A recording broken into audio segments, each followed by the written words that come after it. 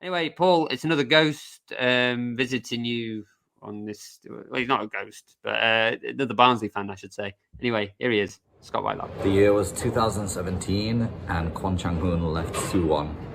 Around about the same time, jae-sung also left the K-League, and from my time in Korea supporting the K-League, that was the first that I knew of good, great young talents going abroad. Since then, we've had a host of big-name young talents in K-League go abroad. From Suwon, we've lost Jong Sang-bin and Oh Hyung-gyu over the last few seasons, which have definitely contributed to Suwon's relegation to K2. And almost every K1 team or K2 team have had their best players either rumoured or actually gone to Europe or abroad. What I'd like to see K-League stop doing is selling their best young talents. If you want to make a league good, you grow your league by keeping your best talents within it. That could also include actually letting players move to China and Japan on big money contracts.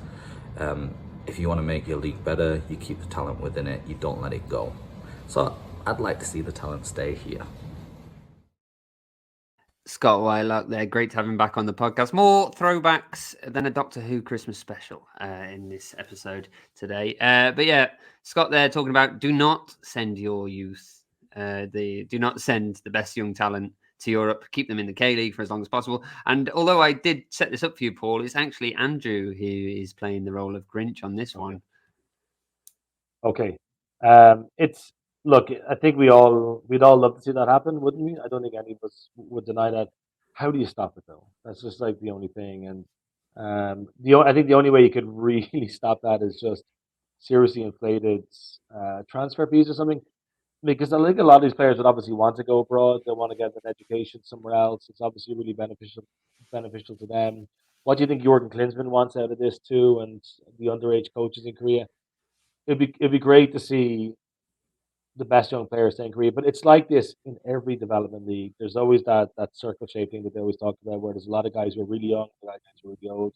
But anybody who's of a certain quality in that kind of 21 age upwards, if they're of a certain quality, they're going to go, and they're going to want to go as well. So, yeah, I'd love to see. He said stop signing young players, the best young players, keep all the best talent within the country. It'd be great if we could do that, but I just don't know how you could even start that, to be honest. Paul, how could you?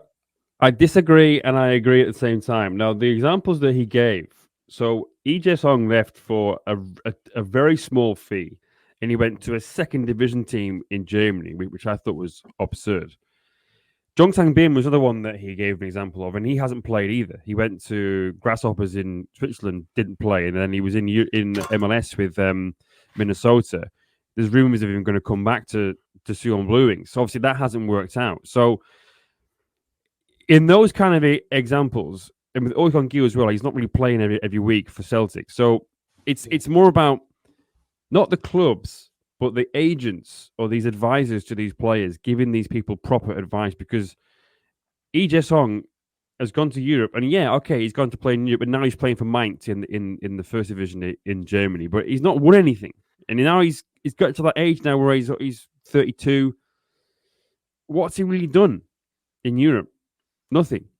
So it's more about advice given to players and making sure that it is the right move. What really irks me, because I can understand a player wanting to go to Europe, and I think Korean teams, they kind of like the idea, or certainly people within the club, they like the idea of being the ones who sent a player to Europe. Okay, if they become big, it's like, oh yeah, I was the guy who sold him to Bayern Munich or whatever, right? What irks me most is players going to Japan for sideways at best moves. Look at Oh Se-hoon from Ulsan. He went to Shimizu S Pulse, is it? If I'm pronouncing that correctly.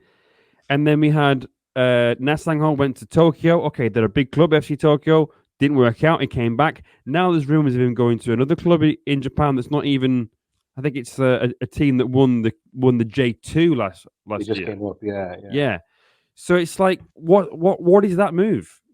You know, it gets to a point. I know he's out of contract now, so it's not as if they're trying to sell him. But teams need to be more organized. The FC Seoul had so many top some of their top stars out of contract all at the same time, including Na Sang-ho, and they're wasting time. They should get these guys tied down to new contracts at least a year before their deals expire. So I don't know. I think it's not just about sending kids to Europe, because obviously, yeah, we would like to see good young players stay here. But another argument is you send a player to Europe, they have a career in Europe, and then they become a big draw when they come back. If they come back, because hopefully they do. The one that's the sort of in the recent years, Ki-sung Young and Lee Chung-young, they've been to Europe and they've come back and they've done quite well, let's say, for their clubs back here.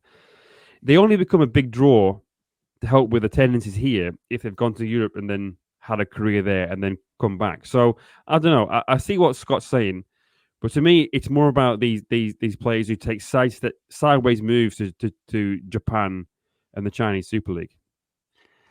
Yeah, I don't know where I come down on it. I think two things for me. I think one, jae-sung, when he moved, I think that was actually a big issue. I think that's kind of it's made it difficult for others to get fair value, because jae-sung was reigning MVP at the time, and Jeonbuk, because they had promised to sell him and waited to the summer to sell him, sold him for $1.5 million US.